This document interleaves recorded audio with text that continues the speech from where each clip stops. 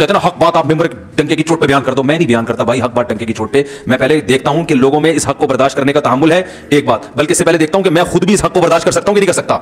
ये जो डंके की चोट पे अक्सर हक बयान कर रहे होते हैं ना, तो ये अक्सर लोग ये इस किस्म का हक बयान कर रहे होते हैं कि इनके पहले से किसी महल्ले के दादा से बड़े ताल्लुकात होते हैं, जिनको उन्होंने बयान बताया होता है मैं ये बोलने वाला हूं, बचा लोगे? वो कहें हाँ बचा लेंगे, तू बोल दे।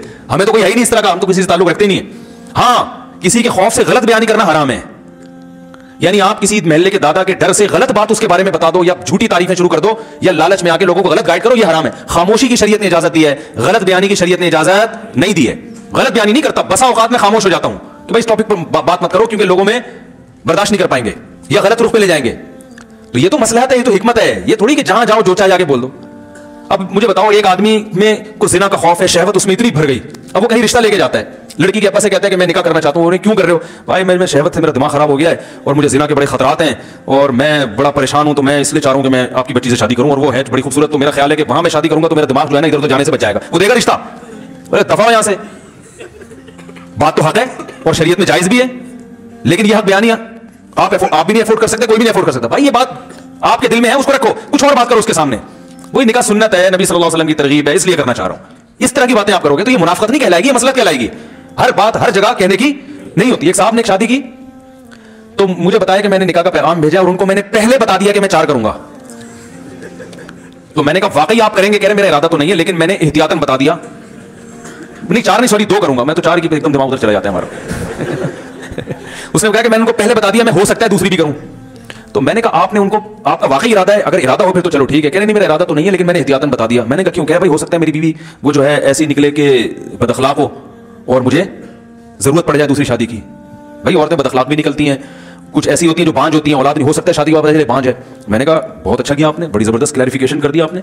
मैंने कहा लड़की के अब्बा को मैं कहूंगा कि आपको भी बता दें कि हो सकता है हम आपसे तलाक ले लें। भाई हम शादी तो कर रहे हैं लेकिन इस बात का इम्कान है कि हम आपसे तलाक लेके इसकी कहीं और शादी कर दें। आप पूछो क्यों? भाई हो सकता है आप चरसी निकलो।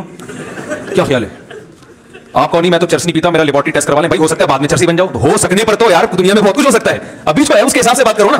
मैंने कहा आपका इरादा है नहीं, खाम में वो रिश्ता तोड़ दिया उन्होंने। वो बिल्कुल सही किया लड़की के अब्बा ने, बहुत अच्छा किया तोड़ के। मैंने कहा कोई भी होता रिश्ता तोड़ता है बिला वजह, हो सकता है हो सकता है।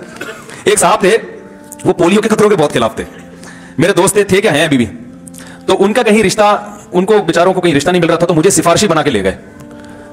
कहीं कोई लड़की का रिश्ता आया उनके लिए, तो मुझे सिफारिशी बना के ले गए कि आप भी चलें, थोड़ा सा आप थोड़े से मशहूर आदमी हैं तो मेरी सिफारिश कर दिएगा तो चांस ज्यादा है। मैंने कहा चल भाई ठीक है ले चलते हैं।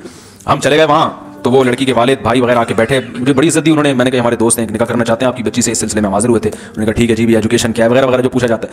इस दौरान फिर जब बात मुकम्मल हुई तो वो कहने लगे देखें मैं जब निकाह करूंगा तो मैं पहले एक बात बता दूं कि मैं बच्चों को पोलियो के खतरे नहीं पिलाऊंगा। अबे मैं सर पकड़ के बैठ गया यूं करके। अब मैं उसको यूं इशारा भी नहीं कर रहा कि मैं यूं करूंगा तो वो बोलेंगे आपस में इनका पहले से कोई प्री प्लान है कि मैं यूं बोलूंगा तो तू यूं बोलना। और मैं देख ही रहा उसकी तरफ। वो कह रहे क्योंकि मैं ये पोलियो नहीं, मैं अल्लाह पे तवक्कुल करता हूँ, ये यहूदियों की साजिश है और ये फलाना है और ये वैक्सीनेशन और ये। अबे तू शादी तो होने दे, बच्चे तो होने दे अल्लाह के। उन्होंने हाँ भी की नहीं है तो मुझे, मैंने फिर वो इनकार हो गया और होना था इनकार। मैंने फिर उसको बोल लताड़ा यार तुमने क्या? कह रहे भाई हम तो पहले से ताकि बाद में झगड़ा ना हो। ये वो लोग हैं जो डंके की चोट पे हक बयान करते हैं। डंके की चोट भाई तुमने नहीं पिलाने थे अल्लाह के बंदे। तो वो पोलियो से इतना वो नहीं हुए परेशान, वो इस सोच से हो गए कि यार ये फंडामेंटलिस्ट की इंतहा है ये तो बहुत बड़ा फंडामेंटलिस्ट है, तो इतना बुनियाद पर ऐसा हो सकता है वो लड़की के अब्बा भी पोलियो का कायल ना हो, लेकिन इतना पोलियो लेस। तो हर चीज हर बयान करने की नहीं होती, बहुत सारी चीजें ठीक आपकी राय में ठीक होती हैं और ये थोड़ी कि वो ये बात भी उन्हीं की राय में ठीक थी ना, हर आदमी से मुत्तफिक थोड़ी है।